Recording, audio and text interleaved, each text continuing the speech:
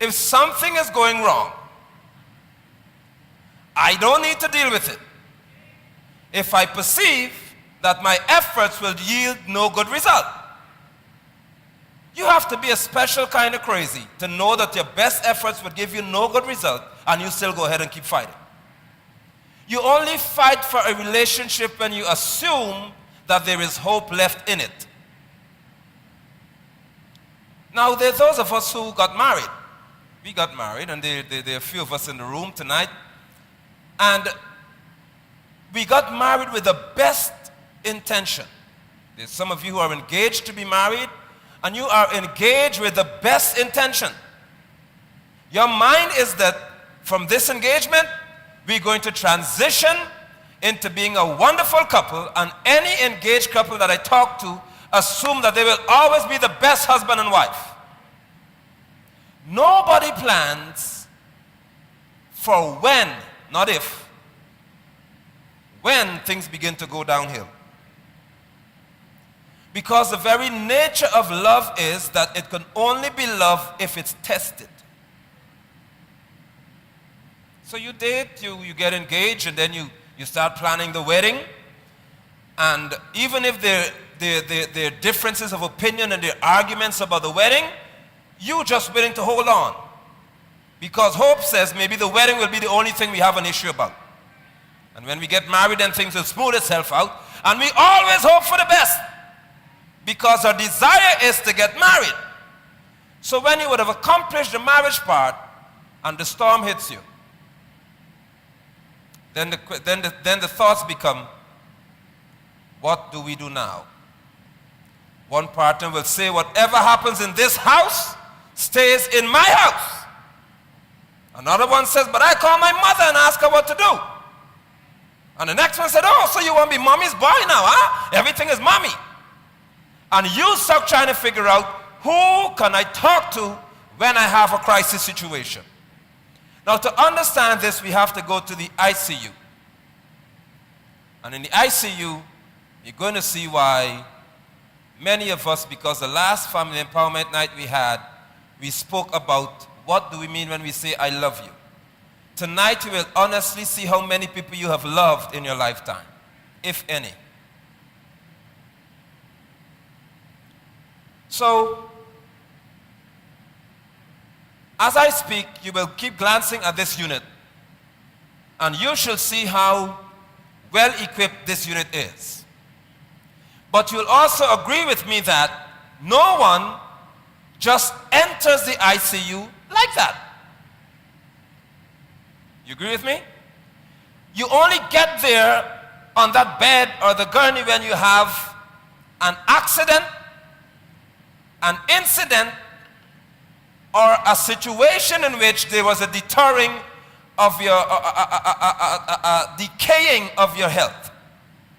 It may have been an accident. So you leave here tonight, or someone may have left somewhere going home with the best intentions, and bam! There's an accident. A truck slams into the car, their neck is out of shape, their spine is broken, their legs are broken, their lung is punctured. All these things happen, they're bleeding profusely, and the doctors who grab you on the scene says, we have to take you into the ICU because there was an accident. Let me bring that to your relationship now. You got married, things were going well, and then you discovered that she cheated on you last night. That's the crash right there. Because it was going well all along, and then suddenly, or you went on a trip, on a vacation, and when you insert the card in the ATM, the account is zero, and you left that joker home with 50 grand. That's an accident. Now we got a major problem on our hand, and somebody's about to die for real. So what do you do now when you have an accident that leads you to the ICU? Most relationships, most marriages, most engagements, most dating events end with accidents. Because you never prepare for a rapid or a quick emergency. See, if it progresses over time, you can say, well, we've been trying a long time and we don't know what to do. But when it just slams you unexpectedly, you lose hope. Or you may say, I will stand with you to see if you live. And if you live, I still don't want you. Because you hurt me too much. You see, accidents in relationships would hurt both of you.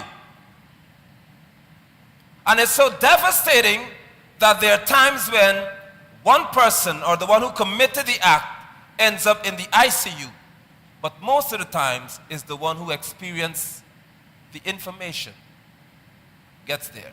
In other words, if you're the man and you are faithful as ever to your wife, and then you hear that your girlfriend or your fiancé cheats on you, you end up in the ICU. She doesn't go there. You end up in there. Because you're laying in there saying, what has happened to me? What did I do that was so wrong? Where did I go wrong? Can I stand with this person any longer? Can I forgive them? Should I forgive them? And when you have all of these battles in your mind in the ICU, you don't realize that you're dying slowly to your relationship. If you get to the ICU, I should say. Let me talk about an incident. An incident is when there is a moment, when there's a momentary event. Something popped up in your life that caused you to discover that this is a life-threatening situation and you end up in the ICU. Or it could be a disease that progressed. Okay, so I talked to you today about what I don't like. I talk to you next week about what I don't like. I talk to you next year about what I don't like. Then we're in the 5th year of our marriage and you still don't get what I don't like. Then we're in the 10th year of our marriage and now we're in the ICU. Because it progressed downward. In order for you, if you love your spouse, to get them to the ICU, you have to first of all have care. We ain't talking love yet. If you care for your spouse, you will ensure that you get them medical attention. Okay. So some of them said to us, what I said to you, my business in this house stays in this house. Where's my nurse? Let's go to the ICU now. So we have this thing in the church that says, whenever you have a problem, they tell you at the wedding, keep your problems in the house. So here's my doctor. Okay, doc. All right. Now, I have my wife, and we have a crisis. In the natural, I'm talking to her naturally, and I just fell in the house, started bleeding from my head, frothing in the mouth, and she looks at me and says, he looks as if he'll die. Do we go by the rule that says, what happens in my house stays in my house? What would you do? Why would you call 911? Because you what? Because you care and you're ignorant. You don't know what to do. So you're honest enough to say, I don't have a clue about what's going on with this man. I am better off calling someone who knows. So the person you call is not necessarily someone who's in your house. But you care enough about your spouse to say, I am willing to put your situation out there because I feel somebody could show up and help you.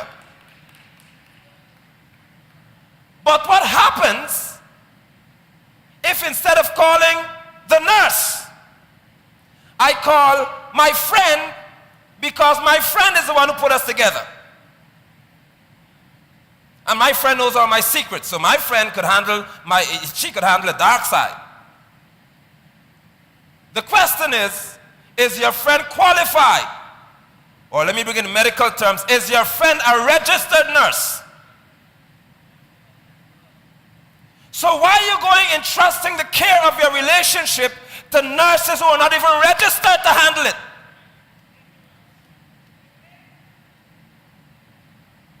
So in the crisis, I call on the nurse. Could be the pastor, could be the elder, could be your mother, could be your father. It has to be somebody who you, the individual who's strong, know that, listen, I could call on this person, and what this, when they show up, they will have the best interest of this person at heart. They ain't coming to find out my business. They're coming to deal with the situation. So the nurse has some equipment in hand, and she comes. When she shows up, she's going to do what we call the test for the vital. Why was she test for vital signs? Now let me tell you, don't talk deep now. Say because she doesn't have time to waste. Say that. Why would I sit with you as a couple for 2-3 hours, and at the end of 3 hours, you joking? If it is dead, I have checked the signs already. Is there a pulse? What you do? How you check? Come check me out. Let me see how you get this thing done now. What are you checking here now? You see?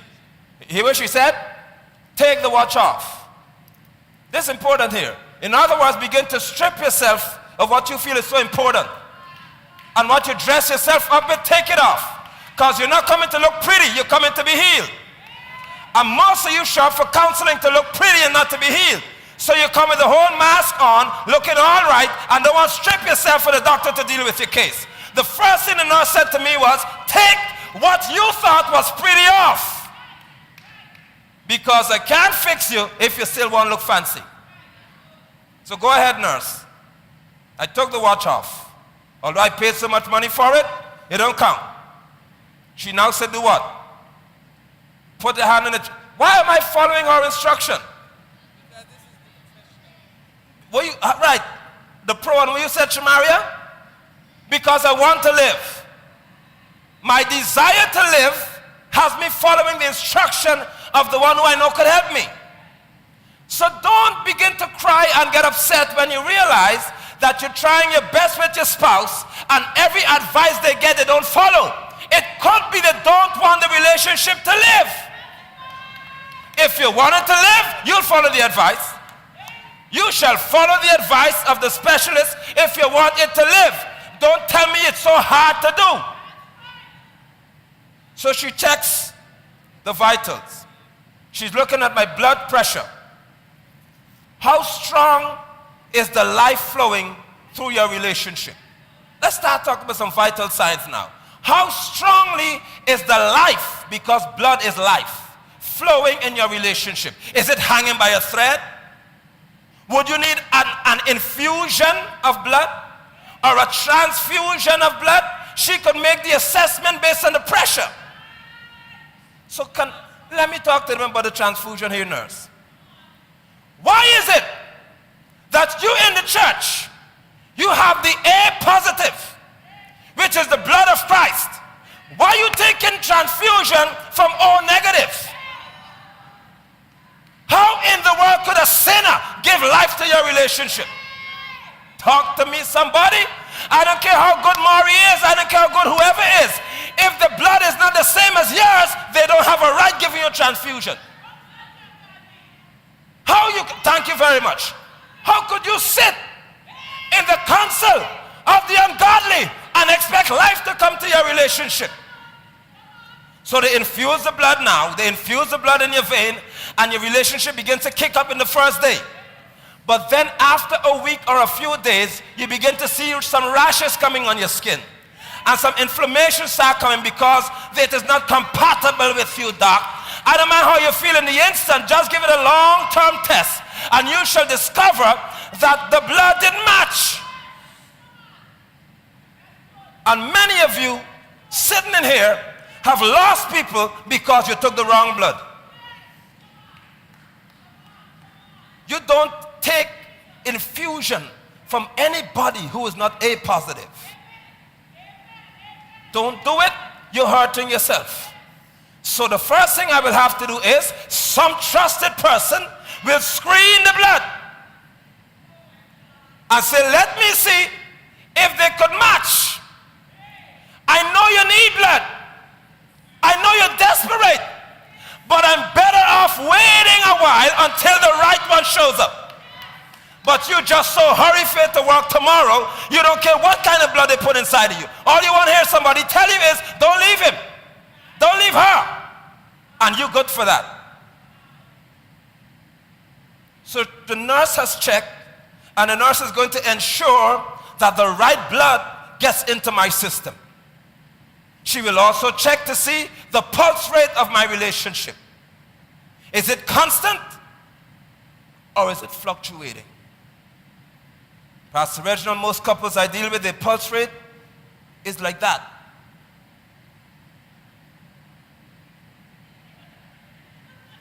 There, you, 1 week, there is nothing consistent about the rate at which the relationship moves, because when it's Christmas, we in love. When it's my birthday and he takes me for dinner, oh, the pulse is good. But the moment we have a difference of opinion, and if you're married, if you don't get it when you want it tonight,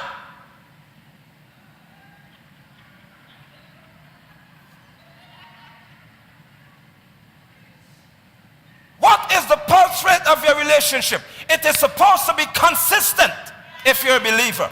Believers are consistent people. Even if I am angry, my pulse rate is still the same, because love is the pulse rate of a relationship.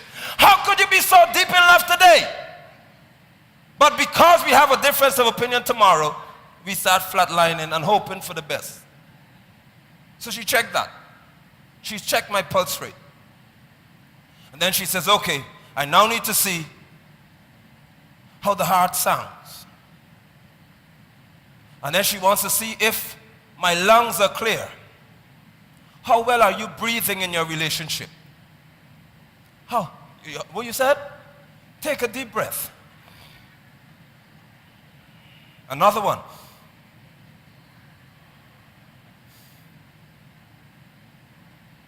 Don't ask your partner this one. Ask yourself, am I allowed to breathe? Or are you sucking all the wind out of my lungs with your bad attitude?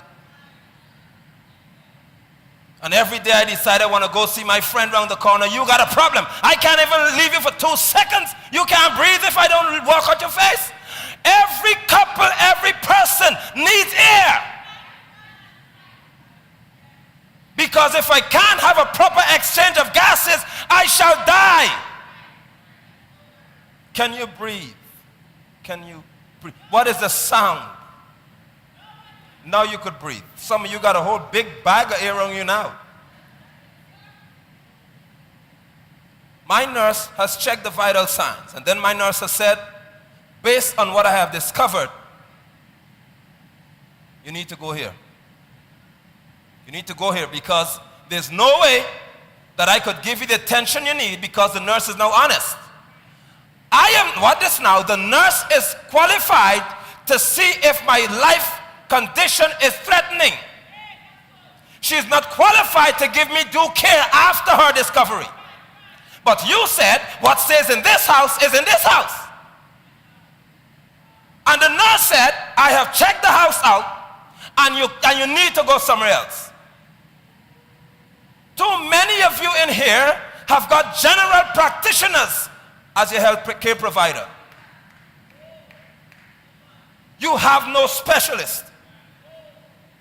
So when you have a financial problem, you still see the brain surgeon. When your foot hurting, you still see the brain surgeon. When your baby's sick, you still see the brain surgeon. When your husband cheats on you, you still see the brain surgeon. You have a generalist. Because you don't want to live with the specialist. You see, the specialists know exactly what they're dealing with. You can't run games around them.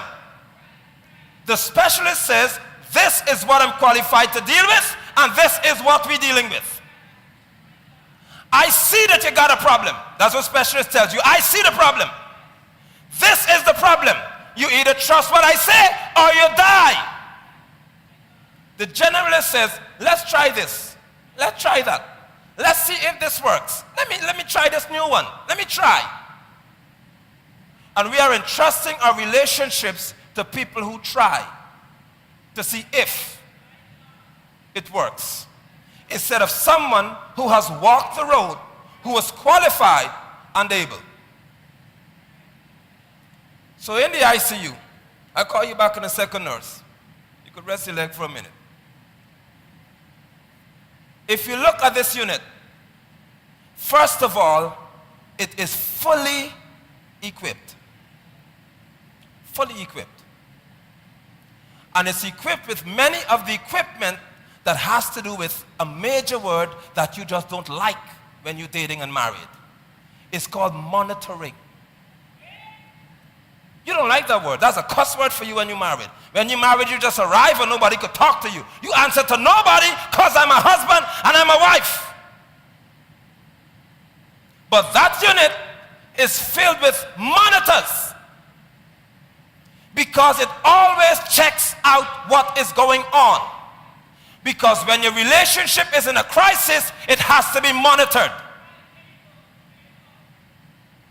So I'll call you today. How did things go today? Oh, we cussed each other this morning. Okay, I gotta keep checking now. Come sit in front of me, let's talk. And the ICU nurse knows that she has to give you 24-hour attention. They don't take their eyes off the unit. But here is where I have to help you further. Where's my administrator? Come, Madam Administrator.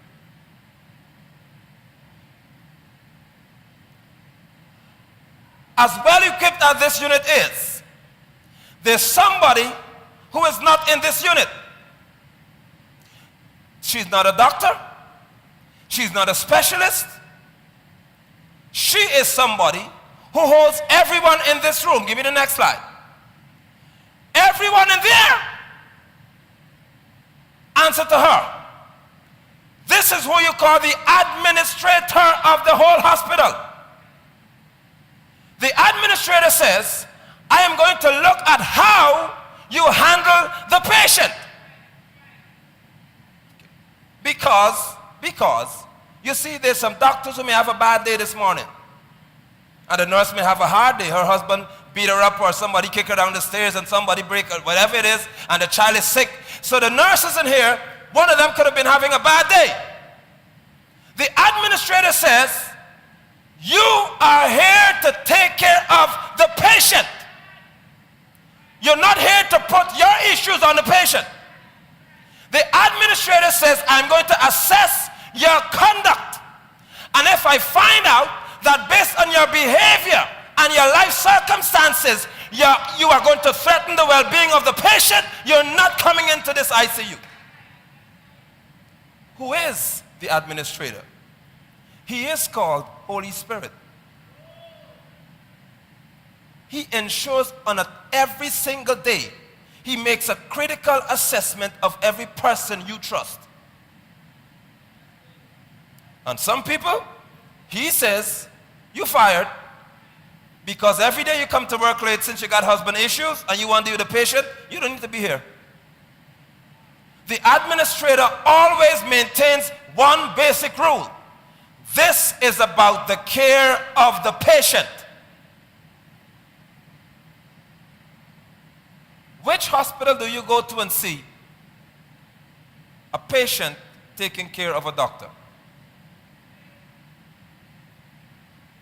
So why in the church, the people who counsel you, you think you could turn around and counsel? Doctors must first be specialized and equipped to deal with the situation themselves in order for them to help you to deal with it. It says, it don't be a doctor I think, doctor I feel, doctor what you think. No. It is doctor saying, I trust you to deal with me. You need an administrator in your relationship. Because the administrator always goes by the principles. This is the person who maintains the ethics and the principles of the hospital. Everything comes under their watch. She doesn't have to be a doctor to know what a doctor's supposed to do. She just needs to know the principles by which this hospital is governed. And some of you in here, and some of you watching, all you want God to do is come down in person of the flesh and start working. God said, I don't need to come to work. I need to watch who works according to my principle. Why do you pray every day for God to fix a relationship? He will never do it because it's not his job. His job is to see who's living by the principles of relationships. And he watches. And he directs you now. So the administrator picks up the phone and says, Dr. George, we have a patient who is in need of critical care. You need to leave ward number 5 and come down to the ICU. You need to leave this area and come down here because this patient needs you more than that one. That's the kind of call that this administrator makes. So there are times when another couple may be suffering, but the administrator says, Doctor, we need you on this side because that one is not as critical as this one. And then the administrator gets a bad name, but this couple lived though. The church can't get that revelation until 2014, 15, 16, 45. They ain't get it yet. Because in the church, my situation is always most important. There has to be somebody who could tell the qualified persons who needs you the most. So they'll assign a nurse to stand by your bedside and check on you every 8 hours because you ain't got them in trouble. But another person needs 24-hour or minute-by-minute care. So they're in the ICU, and the administrator will have a report at the end of the day or the week about every patient. I said the administrator will have a report. Ready for this one? You never need doctors who don't communicate with the administrator. It's called prayer. Why are you being counseled by people who don't pray? Who they getting instruction from then? Who they talking to you? From which premise are they speaking? Are they saying then that, listen, if you're just tired of your woman and she increases in size, you could leave? Or are they telling you if you could just grow apart? That's the kind of counsel you're getting? Are they telling you that if you have, some days things will be up, some days things will be down, and people just go their separate ways after a while? That's the kind of counsel you're getting? If no one is speaking to the administrator, then it's obvious that the administrator is not in charge of the hospital.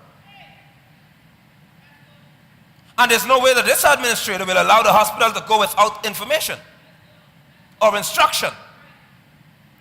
Every doctor has to be in constant communication with the administrator. If there's a problem in the ICU, they don't fight over the patient. They talk to the administrator. Thank you, Mr. Administrator. You dressed for the job too. Now in here, go back to me in my staff. You see there are people who are all working together. Everyone has got something to do. One person simply is holding the IV bag. She's fixing that. Another person is pumping the air into the lungs of the patient. Another one is ensuring that the light is set. One maybe just have a pair of scissors in hand. The point is, as simple as it may seem, every single person has one thing in mind. We are going to work in the best interests of the patient. Here we go into why we have critical cases in the church and relationships die. Because whenever you go into this situation, the first thing you must have is access. You must have access to the facility. As long as you gain access to this facility, the next thing you have to have then is revelation. In other words, you have to tell what the problem is. You don't go there lying. We're going somewhere in a minute.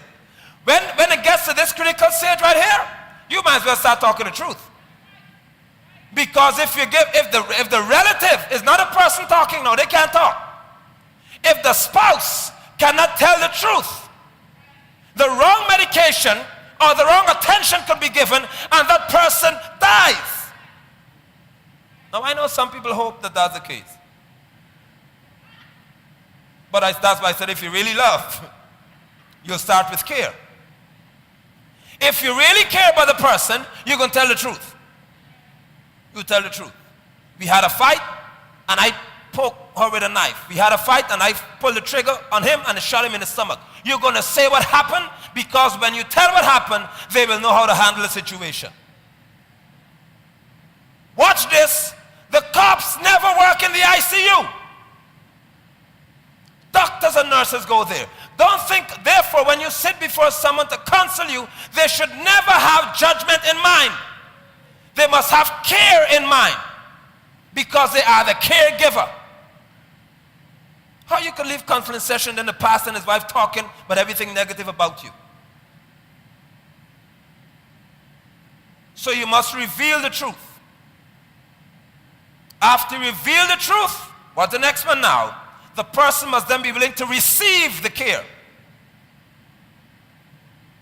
After they're willing to receive the care, then they have to trust the caregivers. If you cannot trust your caregiver, it makes no sense being in the hospital. And after you trust the caregiver, they did what they had to do.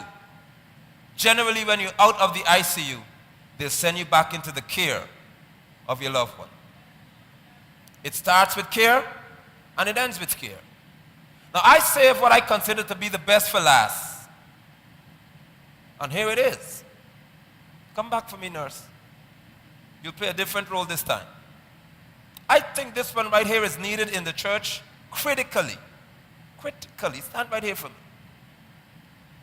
I have discovered that when you have an ICU situation, if they are external wounds, the doctors have an easy job, because they know what to do. They could see the bullet, they could see the cut, they could see what the lacerations, they see all that. But what do doctors do when you come in looking as normal as ever externally, but they could see you dying? Let me talk to the church, because that's what we have mastered. In the church, there is a critical need for a radiologist. You know what a radiologist is? The X-ray people. Because on the outside, you look absolutely fine. But when they put the light on you, you know what the light is. When they begin to strike the beam, they're able to see within the prettiness you got on the outside. And there are couples in the church who will come for counseling, and they will sit before a pastor or whoever it is, and they will speak, and both look very normal, but the relationship is dying. Why are you dying? Because there is internal bleeding. We have mastered the art in church of wounding each other without marks.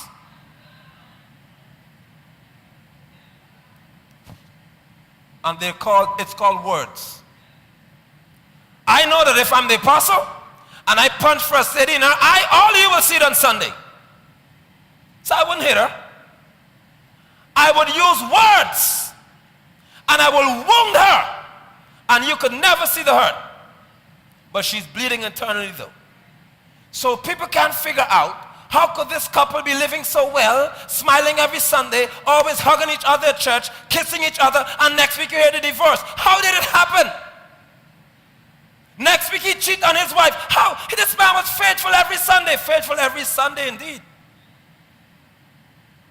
But did you do, or did you have a radiologist to just flash some light in the unseen places and pull out what you thought nobody else was going to see? What would happen in here tonight if God were to send a radiologist and begin to flash some light on your thoughts towards your spouse? Then we see where the dust really settles in here. We have a lot of people in the church who are hemorrhaging and we don't even know it. Because it's the same person you love so much. They're the ones who are wounding you on the inside. And because they don't even see the wounds they're causing, they assume it's okay. Because you don't feel the pain initially either. But over time, you begin to discover pain in places you never knew you had. And you begin to feel weak. You begin to feel disoriented. That's when you don't know if you should stay together, if you should leave. You don't know what's going wrong in the relationship. You just feel something is wrong, something is off. I can't put my finger on it. That's called disorientation. It normally comes when something is wrong on the inside of your body and you don't know about it.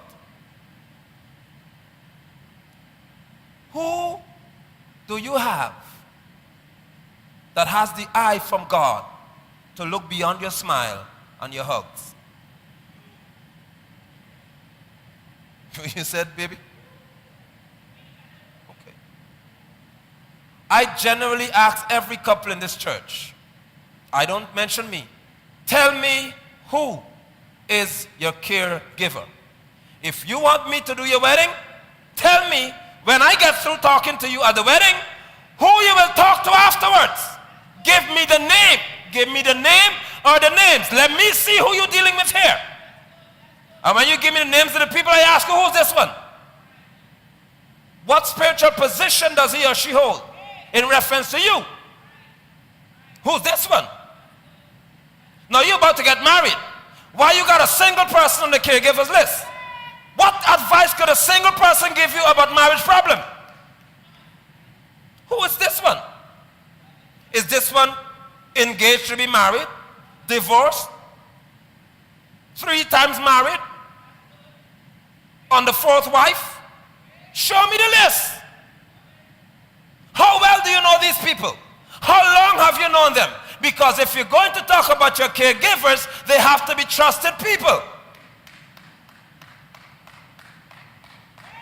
And most people date without having a clue as to whom they talk to if they have a problem. Thank you, nurse. You could change back your clothes now. Or you could sit, you're good. Most people in churches would date day after day, year after year. They will transition into engagement, transition into marriage, and they cannot tell me 2 people that they could honestly trust with their darkest secret. So how can you come for counseling if you can't tell the counselor that you're cheating on your wife with pornography? Or you cheating on your husband with pornography? Or you married to the woman, but you have tendencies and desires for a man. If you can't talk that honest in a room, all right, let me tell you now, but give me it again. Give me it again. See the x-ray right there? They're looking at it. Put me back in the room. None of you in here, maybe one of you could tell me, if you have a sanitized room to deal with care. Oh, the ICU has to always be sanitized. The issue with us is, oh, you get me mad in church, I will tell you how I feel in front of everybody. That is not a sanitized room. A sanitized room has no viruses in it. How you got a problem in church and in the parking lot everybody know what the problem is? In the ICU there's a sanitized environment and only the clean could enter.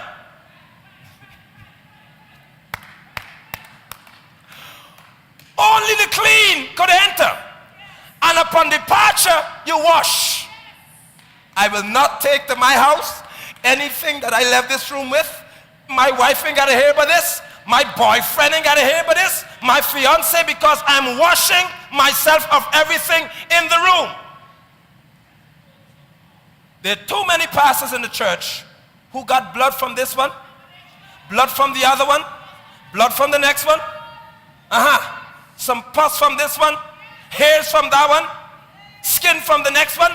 Because they refuse to wash after they exit the ICU. They just move from one to the next one, to the next one, to the next one, without saying, I must rid myself of everything after every situation. You don't carry people's issues with you when you counsel them. Where is your sanitized area in your house? When you get upset, would your children know that you're upset with each other? What kind of sanitized environment do you have in your relationship? It could be the car. It could be let's go for a ride. Let's go for a drive. Let's go talk.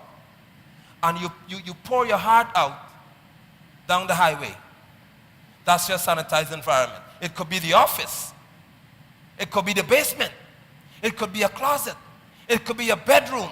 At the end of the day, there must be a location in your room, your life, or your house where no one knows what happens.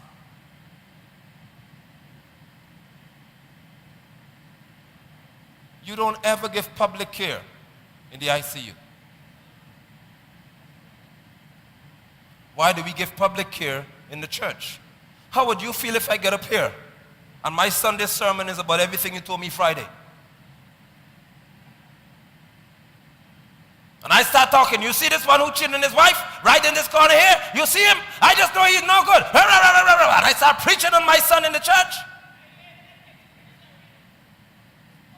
I hear somebody left the hotel last night. I come in the pulpit. You better stop leaving hotel last night. That is not a caregiver. And I'll tell you who's the kind of people in a minute. Just give me 2 seconds. I'll tell you about them. You hear the woman cheating on her husband? That's a Sunday morning sermon. You better stop cheating on your husband. One of the members told me she cheated on her husband. Oh God, I don't know what's wrong with these women in the church. Listen to me. The only people around the hospital who talk about the situation are those who walk in the mortuary.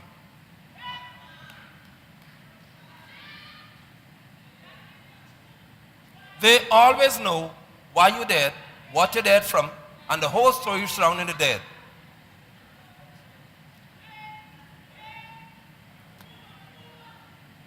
And you trust mortuary workers with their relationship. Any hospital you go to, they got one basic trait. They always know what happened. Because they normally stand and watch the autopsy. They watch the whole thing. They watch who get cut. They watch how many bullet wounds were there. They watch who got stabbed. They know with knife. They listen to everything the pathologists say. And you trust in your relationship to people who work in the mortuary. Doctors swear to never tell the state of their patients. How you got doctors then who could tell me what happened to you? And you call the doctors friends? None of my friends, let me say this to this church, there is no friend of mine who gives me counsel in my marriage. Not one of them. We are friends to play basketball, to shoot pool, to catch fish, whatever. But you're not qualified to talk to me about my wife. I talk to specialists about my wife. Friends are for relaxation, resting, and recreation. And my marriage is about none of the three. It's about purpose. So when we got a problem, and we were living in the Bahamas, First Lady will pick up the phone. 011-592-444-6879. That's my father and mother, she called it. She know the number of her head. I'm calling to tell you that Nigel did so. That's a caregiver. And 5:30 in the morning, I must open my eye and talk to my father in his wonderful voice, or my mother. Mommy would say, Nigel, Nettie just called me. What's going on, son? See, that's a caregiver. They don't start to tell you what man of man you could be, what type of man you are. No, they ask the question for, what's going on? Talk to me. And then Nigel would say, I have nothing to say. Because you know I'm mad already. I ain't got nothing to say. I'm fine. Mommy say, you're not fine. How could you be fine if I just heard? Then she tell me now, you can't be fine if I just heard this. She knew the caregiver's number. And we got 2 other caregivers. They're crazy. They're mad crazy. They're dangerous crazy. Apostle Fracas and I told you, call me 6:30 in the morning. We've been arguing from midnight to 4:30. All night. First Lady, not you. Oh, you don't know we argue? Yeah, we do. We have discussions that are lengthy and different. And we going through the night. with a lengthy discussion that's filled with differences. And Apostle Farquharson is on another island, I mean hundreds of miles away. And my phone rings. So we're all asleep in I know I'm tired. Remember we stopped at 4:30. At 6:30 he's calling me. And I answer the phone. All I heard is London. You know his voice, right? London. Stop arguing with your wife. I look at her, I said, no, I know you call this man. I just know it. But I know she didn't, because she was with me all the time. And she fell asleep before me. I said, well, Lord, I couldn't even defend that one. All I said is, okay, sir. Yes, sir. Because you know I'm fooling with that. I'm not touching that one. Yes, sir. Okay, Apostle. All right. He said, you are never anointed to argue with my daughter. Yes, sir. Now treat her well. Yes, sir. Apostle Wells, he'd be preaching and we had a good trip. We on the road, we just traveling. I know it's fun all the time, and that's what he does to me. When it's fun and we laughing, he stops and say, how are you treating your wife? You might as well say, very well, sir. When he asks, he look you straight in the eye. How are you treating the woman? Good, sir. That's the kind of caregivers we have around us, who will pull us into question and make you answer. Yes, I'm married.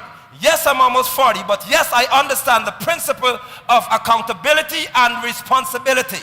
I understand it, and you need to understand it. If you want your marriage, your dating to work, find somebody that you could be accountable to. Oh, yes. Oh, yes. They always tell me, what you doing with a single man? What advice you could give you about your wife? Single people have all the time on their hand. You don't. Who are your trusted people? What does your ICU look like? What does it look like? Who you got around you that could care for you in a crisis? It does not have to be a friend. It has to be someone who knows how to handle crisis moments. You can't survive in a relationship if you never have people who you know you could turn to in a crisis. There's no relationship in this room, online, or anywhere that is 100% problem-proof. You are always at the risk of danger. And it requires a constant, educated, disciplined life to save you and maintain the pulse of your relationship.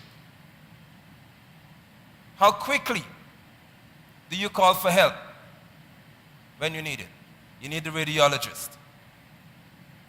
And even worse than the radiologist is the one who has got the defibrillator in hand. Now that's a dangerous person, the defibrillator. That's the person who stands and they watch. They don't watch you, they watch the monitor. And when they see the line start going like that, they say, Rob, and what's the word? Shock, pow! Oh, you don't like them. You don't like that one. That's the one you hate the most, because they will look you square in the eye and say, get it together. Stop your foolishness. Oh, you don't like, that's the one you don't like. They don't like me for that part. When they see me got the defibrillator in my hand in this church, they get nervous, because I would just tell you real raw, you just plain stupid. Catch yourself and stop your nonsense. Oh, they rub it. They're watching the meter all the time. They're watching you now. They're watching, and they know that this will hurt. But they know it's necessary. They rub it together. They ensure the gel is on it. See, you got to fix it right. So adequate current could pass through.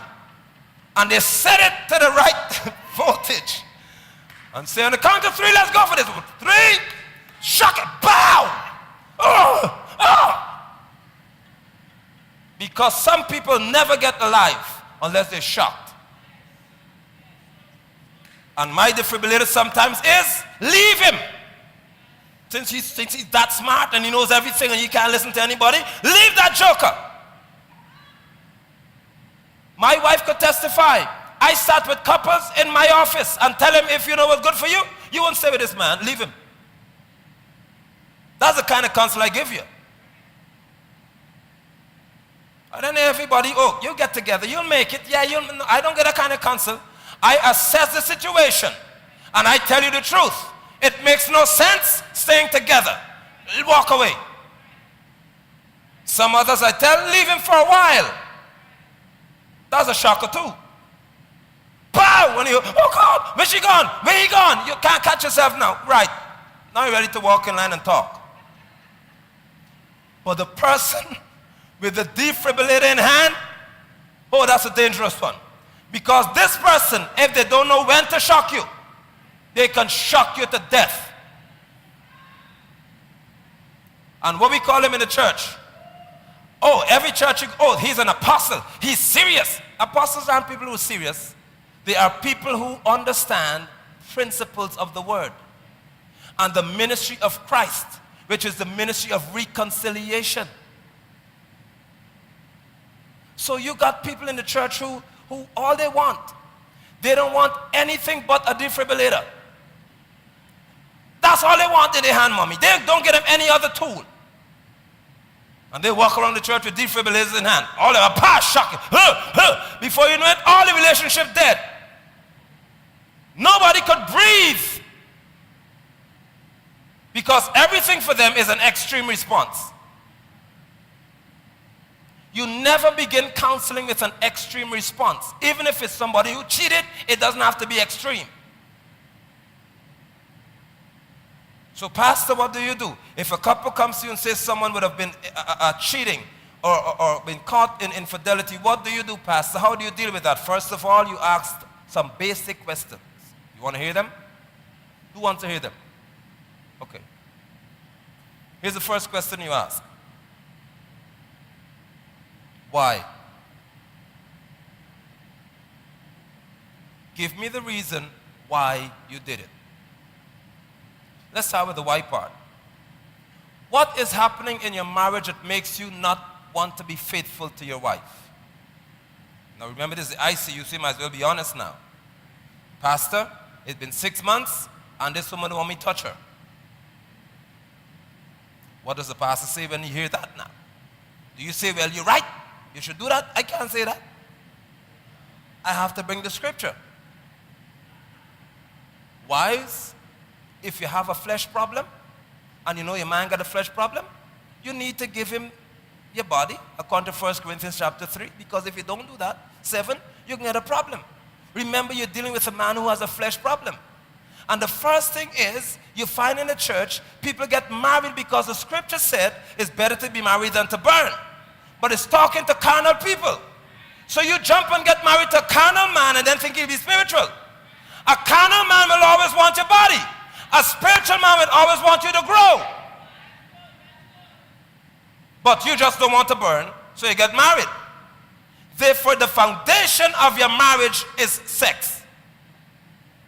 And if the foundation is carnal, what structure will you be erecting? You could never have a spiritual structure on a carnal foundation. So that's when you have to start telling them now the whys to it. This happened because somebody didn't have their flesh under control.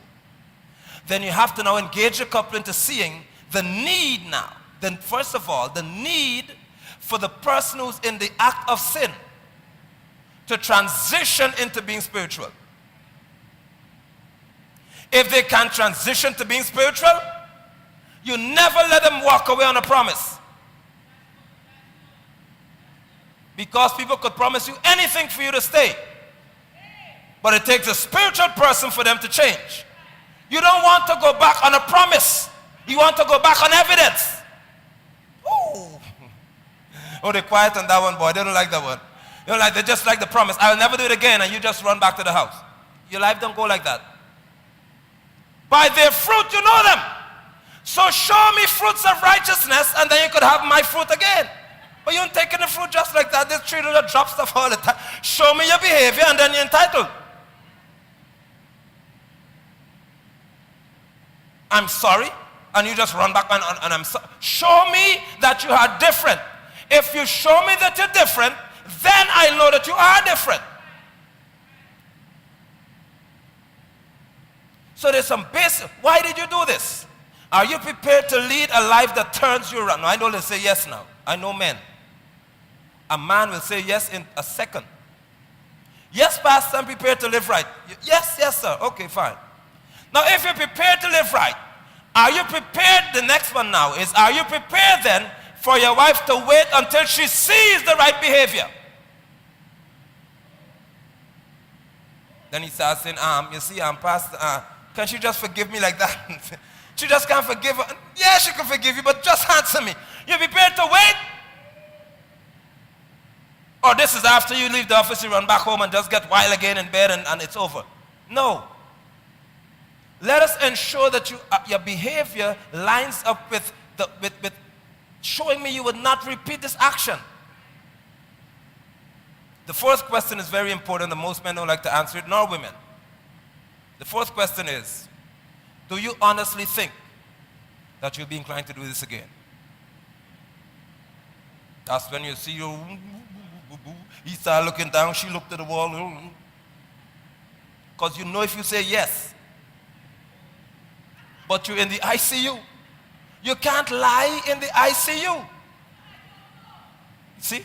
You see the answer? I don't know, Pastor, I can't tell the future. When you hear that, you just know he'll do it again. You know that it coming one more time. I don't know, I can't tell you if I'll do it, Mama. I can't say it. You need to get to, now this is your life we're talking about here. Are you prepared to show me? Are you in a position where you think you'll do this another time? I could live with a man tell me yes, or a woman say, yeah, I think I'll do it because I'm weak. Then I could cover you because you're honest. I could cover you if you're honest. Lies are like vapors. You can't cover them. When you try to put it here, they're gone this way, gone that side. I could cover you if you're honest. ICU is important for your family. If you are dating, I advise you, please, spend a week, a day, a month before you put a ring on each other's hand and ask the question, who can we trust with our relationship? Given what you just heard, tell them about your ICU. You got how many years? 41? 44 years married to my mother. You know they have to have a perfect running hospital. This system of running on perfection. Tell them how you handle your crisis situation. What we did, we established our own ICU before we got married. And we determined exactly how it will run. And we decided that in all circumstances, irrespective of how bad it gets, we shall stick to our assignment. And so there are some things that we agreed to before we got married. Firstly, never to go to bed without resolving, at least to the point where we speak again. Whatever issues we have. Say it again. Never go to bed without resolving, at least to the point where we speak to each other again. Whatever issue we have. So I should turn my back and just sleep the night through? No, sir. For 2 days? There's a favorite term I used to use to her. I don't sleep with the enemy. Hallelujah! Glory to God. I find it very uncomfortable going to bed, falling asleep, with a woman lying next to me, whom I know, at least for that moment, doesn't like me. Hell has no fury like an angry woman, boy. So we both agreed to that. Oh, man. agree that we shall show our affection in a very tangible way before we start our day and before we end our day. So we greet each other first with a kiss every morning, and we say good night every day with a kiss. Wow. And we're doing that even until now.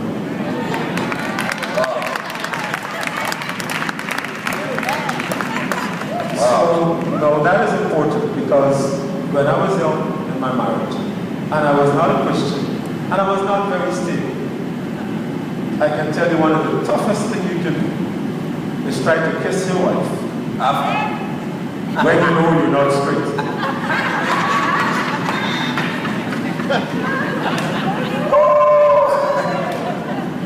Women have a special DNA. Yes, sir.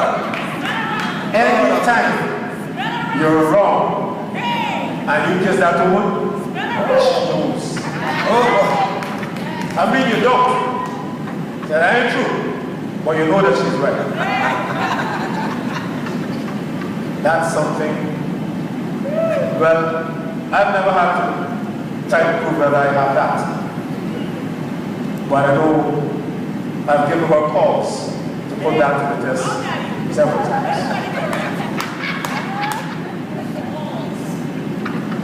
The next thing we decided on, because we got married when we already had a child, and we decided that under those circumstances,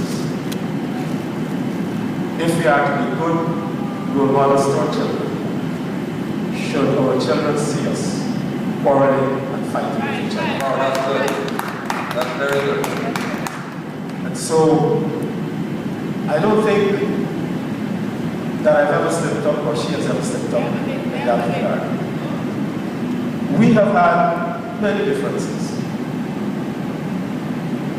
but we have never sorted out our differences in the presence of our children.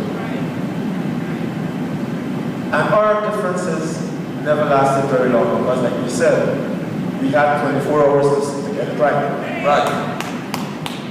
So whatever differences we had, by the end of the day, we would talk. I know that when we start to talk, I don't get the long sentences and the long statements. I got a yes. No, okay. All right. But I can live with that. What I can't live with is when I talk to you, there is total disregard and no response. I must say that has never happened.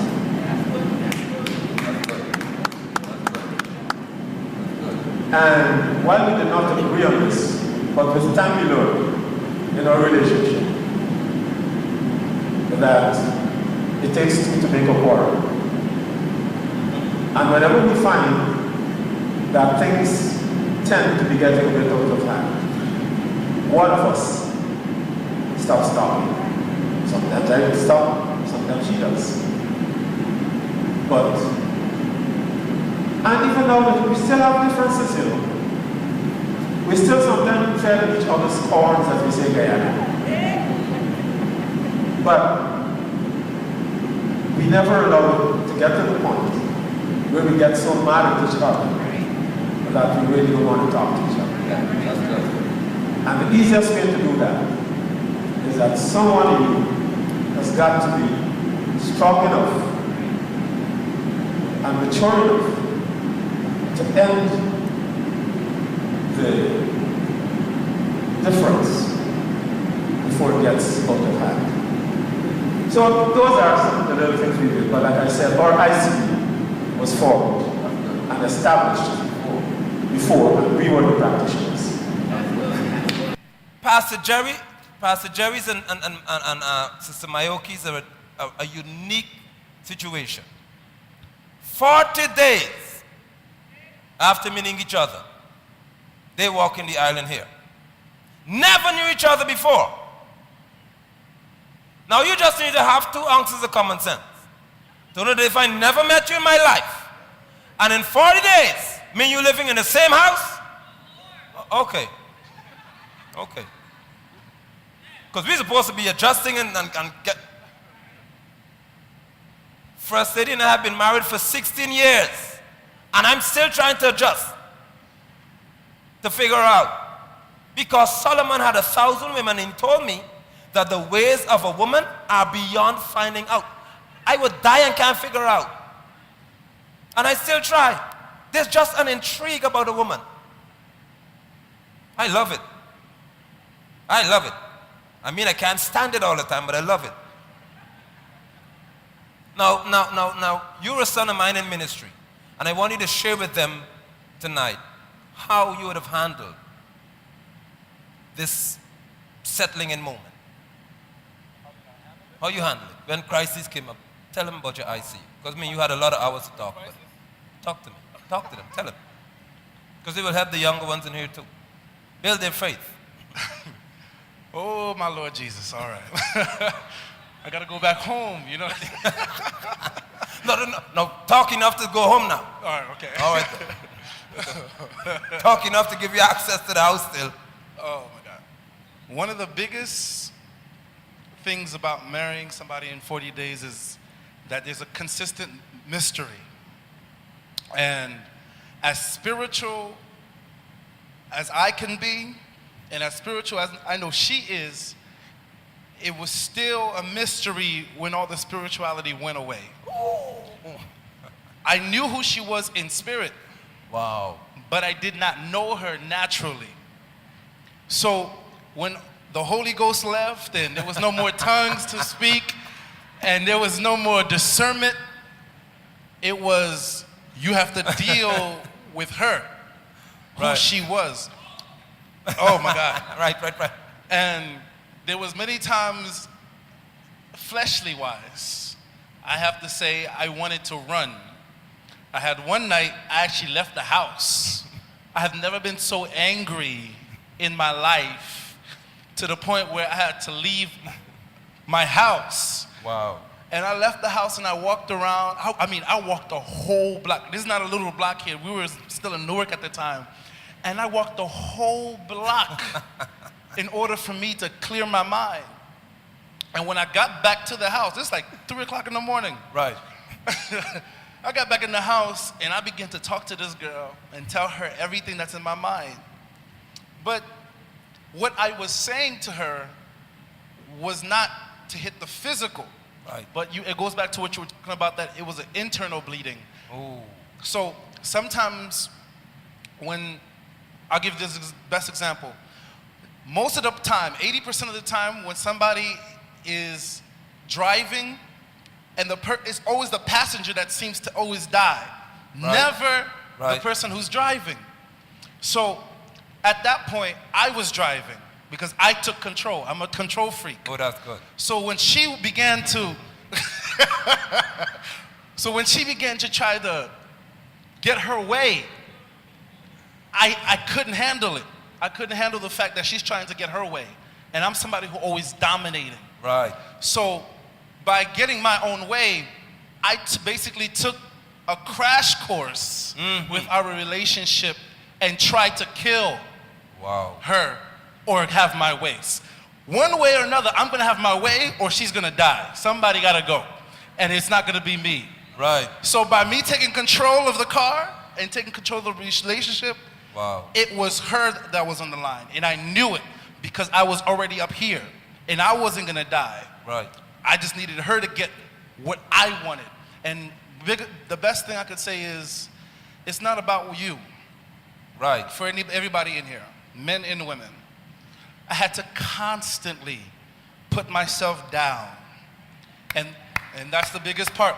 So when the Holy Ghost left, I had to go get him again. I had to go back. Because honestly, I said, whatever, my mother and my father divorced. And I said, Lord, I don't want that same residue to happen to me and my wife. My God. So if you said it, and that was the biggest thing you counseled us, every day I was talking to my administrator, my counselor, every day, every time we would talk, he would constantly say, God said it. And if God said it, you have to go to God. And that's the biggest part. So as hard as she was and as stubborn as I was, I had to constantly go back to God, which meant angry prayers. My prayers was not, Lord Jesus, help me. It was, Lord, if you don't fix this, I'm going to leave. I'm telling you, my biggest prayer was, God, Wow. if you don't fix it, Wow. I will fail. And what God had to constantly do to me, because he would work on me before he worked on her. That's good. Because I'm the one who's complaining. Right. I'm the one that's not right. So constantly, whenever she would want her own way, I would constantly bend. Every day she wants to have her own way, I would bend. So God had to constantly show me that it wasn't her that was the issue. It was me who was not flexible enough for her. Oh my God. Woo! And it went, and this constant, the scripture that kept coming back to me while we were dating was that we would love Christ as Christ loved the church. Right, love her and as Christ I know loved the church. as common as that as it seemed, it was like, Jerry, love your wife as Christ loved the church. Give himself. That means you have to constantly be crucified for somebody who don't Wow. love you the way you want them to love you. Wow. So out of her mouth, she would always say, Jerry, I love you. But there was sometimes I'm like, if you love me, why don't you bend for me? Why don't you be crucified? So I'm telling you, and honestly, Oh the my more God. I bent, the more I pushed down, the more I was Wow. obedient to the Wow. voice of God. I would honestly say, not my will and not her will either, Right. but your will be done. And that's how I got through. That's good. That's good. That's good. Can he get back in the house, Mayo? He get back in? She said yes, he get back in. You survived that. You survived. Anybody else? I want you to hear from an older. Come, Sister Marissa, come. Come, Minister. Wait for Jimmy. Start fiddling your thumb, son. Minister's coming to ask a question. Come. Uh-oh. Go ahead. Okay, as an engaged couple, may not be me, but an engaged couple, how do you choose, let's say the wife, the girlfriend has a person that she would like to be the caregiver, that she trusts, Right. but the person who she's dating don't necessarily trust the person that she has. Right. How do you come to a common agreement as to now who becomes the caregiver? Should the one who trusts the person convince the dating person we should go with that person? So how do we resolve this, and so that we won't make a mistake, whereas you go with what I want, and then when we get together, you personally can't trust that person. So how do you? That's good. That's a very good question. How do you handle when you have got a couple and they can't agree on the caregiver? They can't agree on the caregiver. This is where you now have to understand, even before you get engaged to be married, how you build confidence in each other. If you take time to get to know each other, and this is important here now, if you are spiritual people, you shall be spiritually led people. I didn't say if you're church people. If you're spiritual people, you shall be spiritually led. And if you're spiritually led, then God will always be directing you. Because there are times when the one spouse trusts. That person developed trust over time in a friendship. Or over time in a parent, daughter, father, son relationship. It wasn't trust by experience. It was trust by relationship. Now the partner, on the other hand, could be somebody with a discerning of spirit, the gift. And they know that this person likes you because you spend so much time together. But they're not qualified for us. See? Because here's what gets important. If the two of you, if a couple is going to have a caregiver, they will both have to understand that if we are going to this person, we are going in the interest of what we both want, which is the relationship. If you get that across, then you can handle it. But the man doesn't want to feel you going to her for her to tell me how bad I am. And at the end of the day, it'll be the two of you against me. Or the woman doesn't want to feel you go to your father, and when your father gets with me, I feel as if I'm nobody. It has to be whereby what is of greatest importance to you. Is it the health of the patient or the public image of the patient? Michael Jackson died because of the public image. No, the doctor can't tell the world that this man want me shoot propofol in him all the time, so I got to keep it on a down low. What is of greatest importance to you? If your relationship is of greatest importance, then you will understand that even if I am uncomfortable, it is necessary. And it has to do with the time, though. See, if you rush to it, that's why I brought Pastor Jerry and Sister Mayoki up for you to understand what I'm saying to you. God had to tell him and tell me, let that happen. There was no way I would let two people come before me, members of the church, and say within 40 days we'll get married. All of you know how I am. That got to be God, triple God talk. Because I understand what they were going to face with. So I said to them, here was going to happen. Let me tell you exactly what God said will happen to you. You're going to be a husband and a wife, and then you learn to be a friend. It should have been the other way around. You're friends and you get married. So I said, you will have. I told him exactly what happened, like a book. This will happen to you. The two of you will bring out the worst in each other, but you'll also bring out the best in each other. There will be days when you don't want to see one another, and there will be days when you can't live without each other. There will be days when you want to take an exit off the highway, and every time you take the exit, the sign says God said it. Every exit you take for new direction says God said it. But if that is not the case, and they cannot agree as to whom they will take counsel from, then now listen to me carefully here now. If you can't, Minister Marissa, if the couple cannot agree as to whom they get counsel from, they are already in the ICU. You're in crisis if you just can't agree as to who could talk to you. Because when something goes wrong, you know that you can't go to the person that you trust. So that's why I said, take time to talk about it. Who can we trust? Can I trust First Lady? Can I trust my pastor? Can I trust elder? Can I trust this one? Who can I trust Pastor Reginald? Who can I talk to in crisis? Then who can we talk to in crisis? Now what's the difference here now? Who can I talk to? Who can we talk to? And what the third one? Who must we talk to? That's when you don't negotiate here now.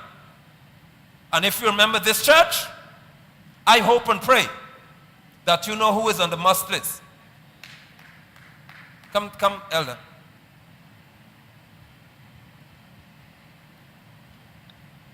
I just wanted to add something to the question that Marissa asked.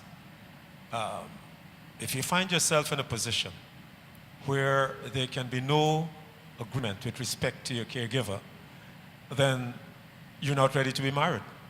Exactly. Because there must be someone in whom both of you have confidence. Not even your pastor.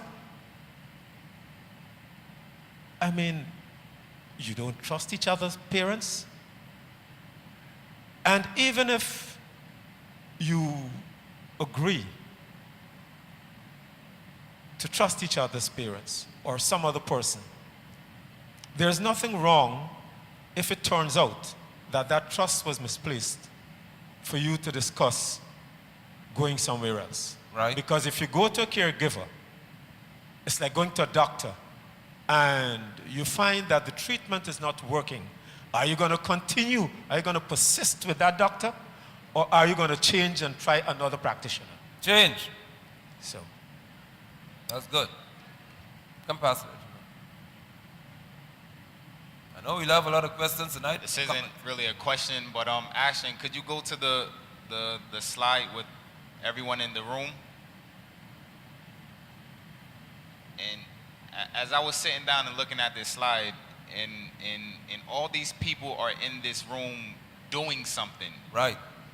They're doing something that is helping the person to sustain life. Right. And one of the things that you keep mentioning is trust. And every person in this room fills out or is aware of the hospital's confidentiality agreement. Yes. And we find a lot of people, they they go to someone for counseling or for someone to help them, and their situation gets worse because the people that was inside that room My God. spreads what you're dealing with, and it becomes very detrimental to your relationship. Wow. That's So good.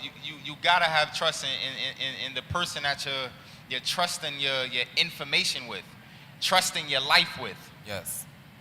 Must not be a person that is going about just freely giving out information about you. That's good. That's good. And it's critical. It is necessary because you can honestly destroy someone.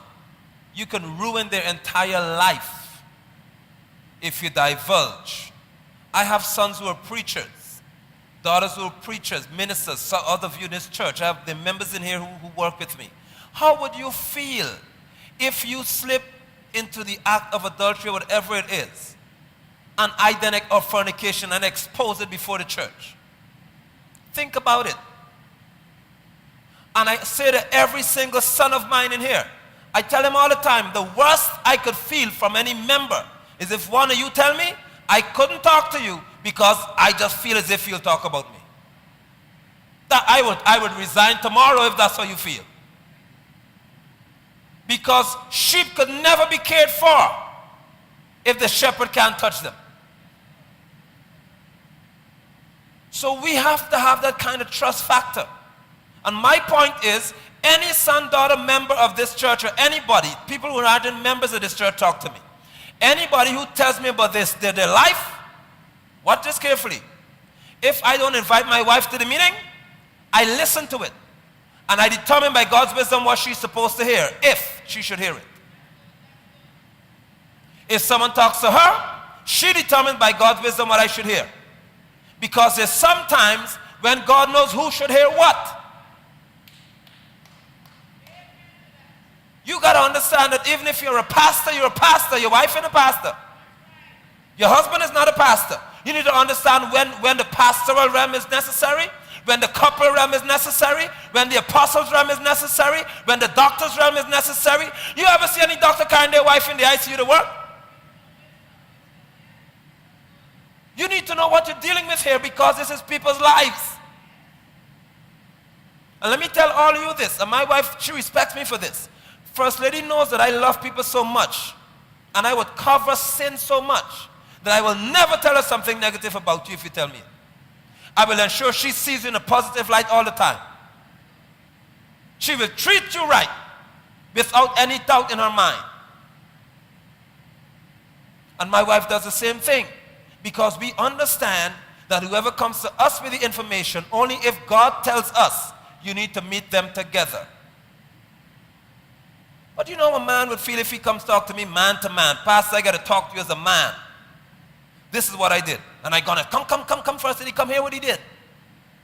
How you think the man would feel? Let me tell you this. I'm not giving you license to do wrong. I tell you how I am. I'm the type of person, if my son come and tell me that he did something wrong yesterday, I'll talk to him now and say, where you at? Because I can feel him in the spirit. And as long as I know he's okay, he'll preach on Sunday and none of you know what he did. Because I will cover him knowing where his spirit is. If I know he off, that's it. But I don't ever do what God wouldn't do. When you repent now, God forgives you now. How does he work? Okay. And that's why I said I will ask every son of mine, where you at? Do you think you'll do this again? How you feel? And if you tell me, I'm weak, you're preaching here because I know that what you're dealing with. But if I could see by God's wisdom that you are out of this, you're good. Nobody has to know about that. No one. That's the kind of coverage you want in the church. And that's how you help people, when you could cover them to that extent. Not just blow people's life out of the pulpit because you think you're so right and holy. You know why? Because if anything happens to me, I expect you to do the same thing. We don't go slaying each other's character in the public. Not in this church. In this church, we go by love covers the multitude of sin. Love would put a blanket over the sin, and then love come under the blanket and say, you know you're doing foolishness. You better stop this nonsense, boy. Stop.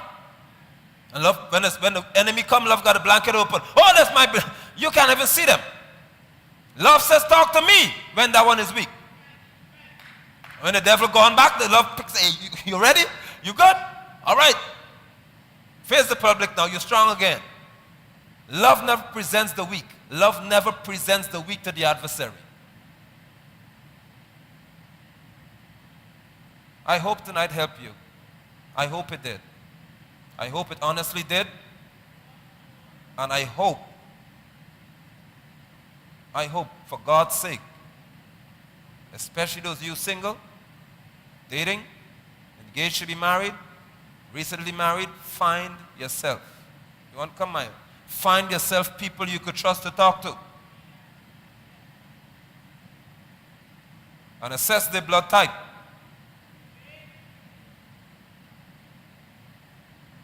Go ahead, dear. I just wanted to say something really quickly, and this is something that I think Jerry and I both had to learn while being married, is to know when to ask for help. Oh, that's good. A lot of times we become so stubborn within ourselves, and we become so prideful that we believe that we know it all. And for me, I really had to put myself down and say, look, Pastor, I do not know what I'm doing. I need somebody's help. Wow. It's so important to not allow the issues, the incidents, the accidents to get to the point where they become blistering when 2 days before you could have called for help. Wow. And what I've had to learn with Jerry, especially for me and my temper and my sake, I need to call somebody now.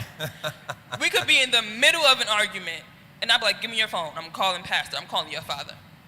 If I knew that was going to settle the situation, I was pulling a pastor card every 2 days if I had to. But for me, I always knew when to call for help, and it didn't matter the time of day. It didn't matter how angry I was. It didn't matter if I had to cry through what I was going through. That's the good. importance for the both of us of knowing when to say, okay, stop. We don't have this. We can't control it anymore. It's gotten out of our control, and now it's time for us to seek guidance elsewhere. That's good. That's very good. That's very good. And Mayoki's telling you the truth. She would call me at any single time to talk to my son. You see how hard this is now? 4 of them and more. And Jabari knows that. David knows. My daughters don't waste time. Talk to your son. That's Mayo. Talk to your son, please. Please speak to him. Just like that. Talk to your son, please. And I got to get up and say, okay, God said it, Jerry, God said it. Da, da, da, da. Let's calm down. Let's focus here. And I don't mind that. She made a valid point. Why wait until the person has flatlined and then you call me? What I could do after a relationship is over. You need that. And I want this church to be built on that kind of structure where you are free to talk in a healthy, positive way that brings results. I don't mind what emotion you face. If you could honestly go to God, because none of you could tell me you don't ever feel like if you want to fight sometimes in your whole course of marriage. It is, you see, I told you I'm married to a little quiet storm, She watches me and Nigel.